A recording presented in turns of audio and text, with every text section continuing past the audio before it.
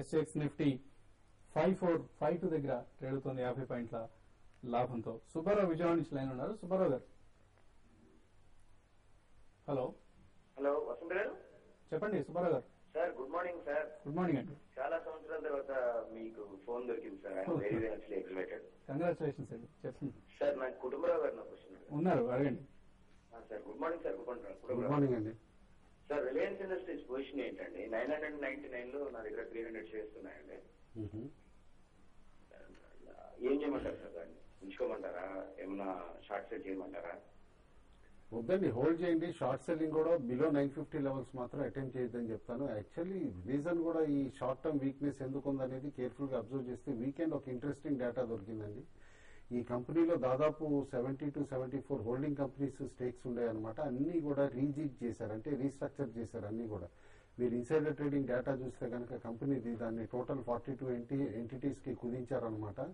ఎల్ఎల్పీస్ అని limited liability partnership అనేది కొత్త కంపెనీ యాక్ట్ బిల్లు ఏదొచ్చిందో దాని కింద మార్చేశారు. అయితే అందులో ఏంటంటే మీకు క్యాపిటల్ గెయిన్స్, ఇప్పుడు ఏదంటే డిటిసి మనం మారుతుంది అని అనుకున్నాము, క్యాపిటల్ గెయిన్స్ బెనిఫిట్ తీసేస్తారు అని అనుకుంటే LLPs are not liable for dividend distribution tax and capital gains once book చేసుకుంటే ఫ్యూచర్ లో వాళ్ళకి లయబిలిటీ బాగా తక్కువ ఉంటుంది కాబట్టి ఆ రీజిక్ చేశారని అనుకున్నాం. ఎందుకంటే Reliance is always ahead of the curve అనమాట.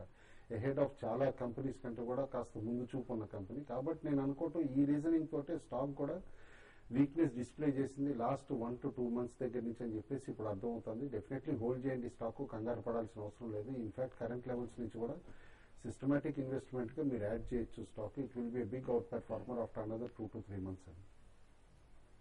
ఓకే అండి. సో ప్రస్తుతానికి హోల్డ్ చేయండి మీ దగ్గర ఉన్న రిలయన్స్ పొజిషన్. సత్యేంద్ర కుమార్ ఆదిలాబాద్ నుంచి లైన్ ఉన్నారు. సత్యేంద్ర గారు నమస్తే సార్. నమస్తే అండి.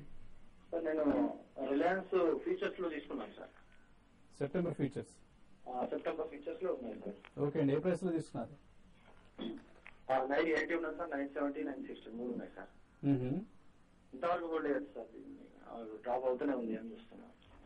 ఓకే అండి. సో యావరేజ్ చేసుకుంటూ వస్తున్నారు మీరు? అట్లా రిలయన్స్ అయితే ఇప్పుడున్న పరిస్థితుల్లో మీకు టెక్నికల్ గా చెప్పాలంటే స్టాక్ అయితే వీకే ఉందండి. ప్రతిరోజు న్యూ లోస్ కి రావడం జరిగింది. అయితే మీరు ఇప్పుడున్న పరిస్థితుల్లో ఈ రోజు స్టాక్ అయితే చాలా స్ట్రాంగ్ గా రీబౌండ్ అయ్యే అవకాశం ఉంది. 15 రూపీస్ దాకా స్టాక్ పెరిగే అవకాశం ఉంది. కాబట్టి ఏంటంటే మీరు ఈ రోజు చూసుకోండి, మీరు యావరేజ్ చూసి ఒకవేళ 980 ఆ పైన సస్టైన్ అయితే మీరు స్టాక్ ను హోల్డ్ చేయండి. ఒకవేళ 980 పైన స్టాక్ సస్టైన్ కాలేదంటే మళ్ళీ స్టాక్ డౌన్ సైడ్ వచ్చే అవకాశం ఉంది.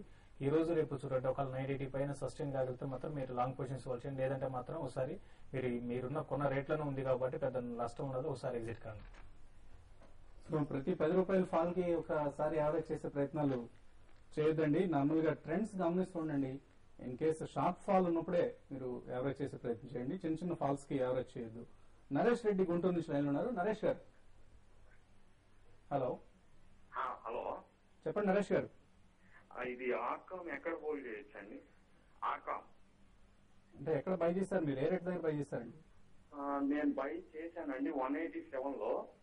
ఇంకా మళ్ళీ ఎక్కడ ఇంకా తీసుకుందామని ఉంది. ఎక్కడ బై చేయొచ్చు మళ్ళీ నెక్స్ట్ లెవెల్ చెప్పండి కొంచెం. టెలికామ్ ప్యాక్ లో మాత్రం one of the weakest stocks అని చెప్పేసి చెప్పాలండి. ఎందుకంటే ఈవెన్ భారతి, ఐడియా అన్ని రీబౌండ్ అయినా కూడా ఆర్కామ్ మాత్రం 180 లెవెల్ సస్టైన్ చేసుకోలేకపోయింది. నేను అనుకోవటం 160 కి బెంచ్ మార్క్ అవుతుంది ఆన్ డౌన్ సైడ్ అనమాట. ఈ 160 లెవెల్ సస్టైన్ అయితే పర్లేదు, అదర్వైజ్ స్టాక్ డెఫినెట్లీ ఇంకా వీకిష్ అయ్యే ట్రెండ్ కూడా వెళ్ళే స్కోప్ ఉందండి. ఎందుకంటే ఇలా డెట్ రీస్ట్రక్చరింగ్ అనేది ఫేవరబుల్ గా తీసుకోవట్లేదు. టవర్ బిజినెస్ కూడా జీటీఎల్ ఇన్ఫ్రాకి ఏదైతే ఇచ్చారో దానిపైన క్లారిటీ లేదు కాబట్టి ఎవ్రీ ర్యాలీలో ఎగ్జిట్ అవడానికి చూడండి. యావరేజింగ్ మాత్రం అప్పుడే అటెంప్ట్ చేద్దాం. ఓకే అండి. నెక్స్ట్ కాలర్ నారాయణ విజయవాడ నుంచి లైన్ ఉన్నారు. నారాయణ గారు నమస్తే అండి. నమస్తే అండి. యూనిటెక్ 105 తీసుకున్నాడు, చేయొచ్చండి? ఇన్వెస్ట్మెంట్ కోసం తీసుకున్నారండి మీరు? అవునండి. ఓకే అండి. సో ఇన్ఫాక్ట్ అక్టోబర్ 1st నుంచి ఇది నిఫ్టీ నుంచి తప్పుకుంటుంది. ఈ కారణంతో కొంత వీక్నెస్ కనిపిస్తుంది. డెఫినెట్లీ అండి. ఇండెక్స్ ఫండ్స్ అన్ని కూడా ఏంటంటే ఇండెక్స్ నుంచి బయటకు వెళ్లే స్టాక్స్ చాలా వరకు డంప్ చేస్తూ ఉంటాయి కూడా అనమాట, రీజిక్ చేయడంలో అనమాట. కాబట్టి డెఫినెట్లీ వీకెస్ట్ ట్రెండ్ ఉంది. బట్ రియాలిటీ ప్యాక్ట్ వర్స్ట్ అయితే అయిపోయిందండి పాన్ ఇండియా ప్రెసెన్స్ ఉన్న కంపెనీస్ కన్నిటికి కూడా. కాబట్టి ఎట్ కరెంట్ లెవెల్స్ మాత్రం స్టాక్ హోల్డ్ చేయమని చెప్పేసి చెప్తాను. అండ్ ప్యూర్లీ ఇండెక్స్ నుంచి వెళ్తున్న స్టాక్స్ అన్ని కూడా పడాలని కూడా లేదనమాట. ఇవాళ రిపోర్ట్ కూడా ఉంది, మీరు పేపర్లో చూస్తే కనుక కపుల్ ఆఫ్ ఫైనాన్షియల్ పేపర్స్ లో that out of 10 scrips which have gone out of index, 4 scrips have even gained కూడా అనమాట. Only 6 scripts crashed rapidly. కాబట్టి హోల్డ్ చేయండి యాజ్ ఆఫ్ నో పొజిషన్. అది కాకుండా దీనికి లాస్ట్ వీక్ కొంత బ్యాడ్ న్యూస్ రావడం జరిగిందని డెట్ పే చేయాల్సిన అవసరం వచ్చింది. సో దాని గురించి స్టాక్ లాస్ట్ వీక్ బాగా నెగిటివ్ గా రియాక్ట్ అయిందండి. ఓకే అండి. So next caller. హలో.